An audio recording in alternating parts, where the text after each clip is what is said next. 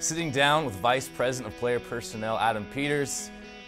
When you wake up on draft day, what's the emotion as you're going into your first draft with the San Francisco 49ers? Very excited right now, and the routine would be, it's a long day because you start so late, so there's a lot of time to kill in the morning. So you get up, you wake up, you work out, you try to keep your mind off of it, and then when you get in here, you're ready to work. This is where it all goes down, so kind of take me through what's happening in this room. We've got a bunch of different monitors. Where's the draft board? Where's everybody sitting? Give me the lay of the land here. So this is actually my first time in this room, so it's a little different than what I'm used to.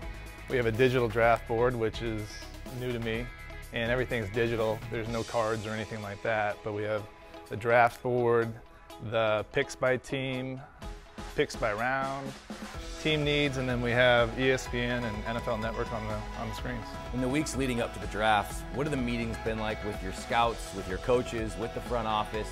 And what kind of leader has John Lynch been in terms of delegating who's doing what and making sure the plan is set? John's been an incredible leader. Just for his first time being in a draft room, he's been awesome.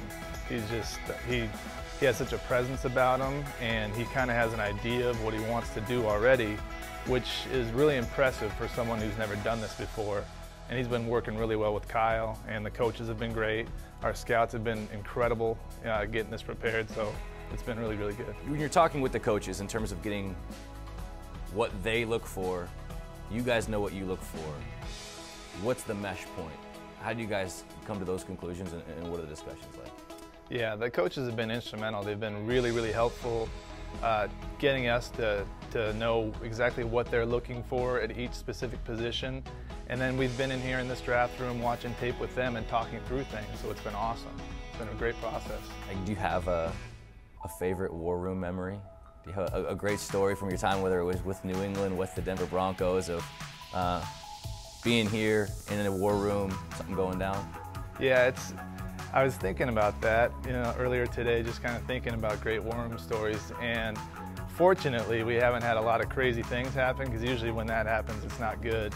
But my favorite story, I think it was a good lesson I learned last year. I was with the Broncos, and we were trying to trade back up to get Paxton Lynch. And on the trade chart, it said we were losing a little bit, as far as points.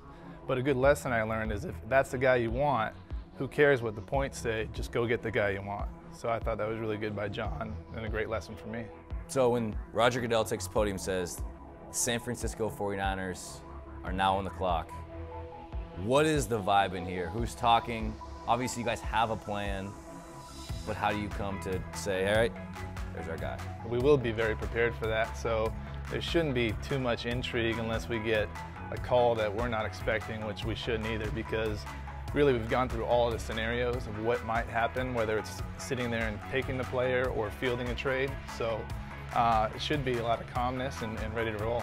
So who is it? Who's going at number 2? Well, between you and me, we're going to take